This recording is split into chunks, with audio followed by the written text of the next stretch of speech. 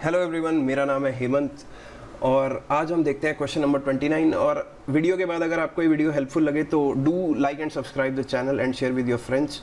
तो चलो 29th question में देखते हैं। वो बोल रहा है which of the following is true about given graphs A and B. मतलब कुछ भी ग्राफिकल दे रखा है और बच्चे यूजुअली ग्राफ से डर जाते हैं, स्पेशली नीट के बच्चे। तो भाई इतना घबराना नहीं है, ध्यान से देखो। वाई एक्सिस पे रेट दे रखा है और एक्स एक्सिस पे अगर मैं तुम्हें जूम करके दिखाऊं तो डिग्री है, basically degree of alkyl halide है। ये दोनों 1 डिग्री के हैं, ये 2 डिग्री का है और ये 3 डिग्री का है और ये जो है 1 डिग्री के हैं। अच्छा, अगर मैं बात करूं SN1 की रिएक्टिविटी की तो इसमें 3 डिग्री RX सबसे जल्दी रिएक्ट करते हैं, फिर 2 डिग्री, फिर 1 डिग्री। हालांकि अगर SN2 की बात करूं तो इसमें 1 डिग्री फटाफट रिएक्ट कर जाते हैं, उसके बाद 2 डिग्री और उसके बाद लीस्ट जो है वो 3 डिग्री, क्योंकि यहाँ पे सिंगल स्टेप मैकेनिज्म होता है और हमें स्टेरिक हिंड्रेंस का ध्यान रखना होता है। अब मैं ए कर्व को पकड़ लेता हूँ। अगर ए कर्व को देखो तो 3 डिग्री पे मैक्सिमम है रेट, उसके बाद गिरता चला जा रहा है जैसे मैं डिग्री कम कर रहा हूँ। तो 3 डिग्री पे मैक्सिमम रेट किसका है? ध्यान से देखो, SN1 रिएक्शन का 3 डिग्री RX के लिए मैक्सिमम रेट होता है। और अगर मैं बी वाले कर्व पे चलूँ तो 1 डिग्री पे मैक्सिमम है और जैसे ही नीचे जा रहा हूँ 2 डिग्री की तरफ आ रहा हूँ तो रेट जो है गिरता जा रहा है। तो 1 डिग्री पे मैक्सिमम रेट किसका है? SN2 का। यानी कि बी कर्व जो है मेरा SN2 का है, ए कर्व मेरा जो है वो SN1 का है।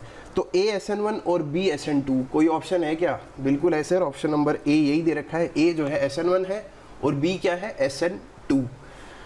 तो ये तो खैर आसान सा क्वेश्चन था, बस थोड़ा सा देखना था आपको। अब क्वेश्चन नंबर आ गया है 30। In each of the following groups which is the strongest या बेस्ट न्यूक्लियोफाइल। हमें बेस्ट न्यूक्लियोफाइल बताना है। सबसे पहले क्या है? Polar protic solvent. इससे पहले मैं न्यूक्लियोफाइल के बहुत सारे क्वेश्चन करवा चुका हूँ, इन्हीं वीडियोस में देखना मिल जाएंगे, जिसमें पोलर प्रोटिक सॉल्वेंट में भी और पोलर ए प्रोटिक सॉल्वेंट में भी मैंने न्यूक्लियोफिलिसिटी डिस्कस की है। खैर, ये पोलर प्रोटिक सॉल्वेंट है, PPS।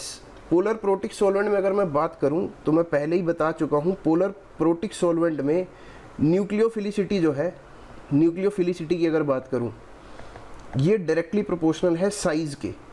क्योंकि अगर छोटा आयन होगा तुम्हारे पास, छोटे आयन को तो इजीली पोलर प्रोटिक सॉल्वेंट घेर लेगा। जैसे मान लो F नेगेटिव होता है ना, तो इसको पूरा पानी घेर लेता है, तो इसको जो इलेक्ट्रॉन्स देने होते हैं ये दे ही नहीं पाता। तो अगर साइज बड़ा होगा तो घेर नहीं पाएगा, घेर नहीं पाएगा तो इजीली जो है डोनेट कर सकता हूँ मैं इलेक्ट्रॉन्स को। तो बेसिकली पोलर प्रोटिक सॉल्वेंट में nucleophilicity directly proportional to size है। तो साइज की अगर बात करूं तो सल्फर का साइज जो है वो बड़ा है, ऑक्सीजन का साइज तो छोटा है। तो फर्स्ट ऑप्शन में जो है, फर्स्ट जो हमें केस दे रखा है, इसमें तो थर्ड आएगा। थर्ड का जो है बेस्ट न्यूक्लियोफाइल रहेगा क्योंकि इसका साइज बड़ा है। सेकेंड ऑप्शन में मैं बात करता हूँ, इससे पहले मैं थर्ड में बात कर लेता हूँ। सबसे पहले क्या बोल रखा है थर्ड ऑप्शन में? O नेगेटिव और इसमें भी O नेगेटिव। तो सर इसमें कैसे देखें? इसमें है DMSO। DMSO का मतलब क्या है? पोलर ए प्रोटिक सॉल्वेंट। DMSO क्या है मैं तुम्हें एक बार बता देता हूँ, di methyl sulphoxide, S double bond O CH3 ये होता है DMSO। अगर किसी को स्ट्रक्चर नहीं पता तो पोलर ए प्रोटिक सॉल्वेंट है। इसमें अगर मैं बात करूँ, जितनी स्टेरिक हिंड्रेंस कम होगी उतना ही इजीली जाके अटैक कर देगा पॉजिटिव चार्ज पर। तो स्टेरिक हिंड्रेंस किस में कम है? इसमें एक बेचारा छोटा सा CH3 ग्रुप लगा है, इसमें ये बड़ा सा ग्रुप है।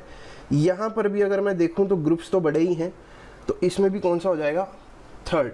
तो थर्ड में भी थर्ड ही आएगा, बेस्ट न्यूक्लियोफाइल। सेकेंड ऑप्शन में मैं देखूँ तो ये है DMF में, डाई मिथाइल फॉर्मामाइड। अगर किसी बच्चे को DMF का स्ट्रक्चर नहीं पता तो मैं वो भी ड्रॉ करके बता देता हूँ, HC double bond O N। तुम पहले फॉर्मामाइड बनाओ और फॉर्मामाइड में NH2 होता है, उसकी जगह हाइड्रोजन रिप्लेस करके डाई मिथाइल लगा दो, तो ये है डाई मिथाइल फॉर्मामाइड। यहाँ पर अगर मैं बात करूँ DMF, ये भी पोलर ए प्रोटिक सॉल्वेंट है, पोलर ए प्रोटिक सॉल्वेंट। तो इसमें न्यूक्लियोफिलिसिटी कैसे डिस्कस करेंगे? मान लो जब भी हम न्यूक्लियोफिलिसिटी का ऑर्डर पढ़ते हैं तो बेसिकली वो कैसे पढ़ते हैं? एक सेकेंड, इसको अगर मैं रिमूव करूँ, हाँ, तो पोलर ए प्रोटिक सॉल्वेंट में अगर मेरे को देखना है तो यूजुअल जो न्यूक्लियोफिलिक कैरेक्टर मैं देखता हूँ वो मैं देखता हूँ ऐसे। C नेगेटिव का सबसे ज़्यादा होता है, जैसे CH3 नेगेटिव, फिर NH2 नेगेटिव, फिर OH नेगेटिव, फिर F नेगेटिव। ये बुक्स में लिखा होता है, लेकिन जब कुछ नहीं दिया होता इसका मतलब सॉल्वेंट कैसा होता है? Polar protic. Polar protic solvent में मैं बात करता हूँ, लेकिन यहाँ पर जो सॉल्वेंट है ये है polar aprotic solvent. Aprotic solvent में सिर्फ यही बात डिपेंड करती है किस पे इलेक्ट्रॉन डेंसिटी ज़्यादा है। तो नाइट्रोजन पर नेगेटिव चार्ज और ऑक्सीजन पर नेगेटिव चार्ज में ऑक्सीजन ज़्यादा इलेक्ट्रोनेगेटिव है, ऑक्सीजन पर ही इलेक्ट्रॉन डेंसिटी ज़्यादा होगी। तो सेकंड केस में जो है फर्स्ट ऑप्शन करेक्ट आएगा, बिल्कुल पोलर प्रोटिक सॉल्वेंट से उल्टा। तो ये जो ऑर्डर तुम बुक्स में पढ़ते हो यूजुअली ये पोलर प्रोटिक सॉल्वेंट के लिए होता है। तो यहाँ पर सेकंड केस में कौन सा ऑप्शन आया? फर्स्ट। तो मेरा आंसर क्या हुआ? 313। तो 313 अगर मैं देखूँ तो ऑप्शन नंबर डी में है। तो 30th क्वेश्चन का आंसर जो है वो है ऑप्शन नंबर डी। इसको थोड़ा सा ध्यान से समझना, आराम से वीडियो को रिपीट भी कर सकते हो। तो अब हमने देखे question number 29 and question number 30। मिलते हैं आपसे नेक्स्ट लेक्चर में।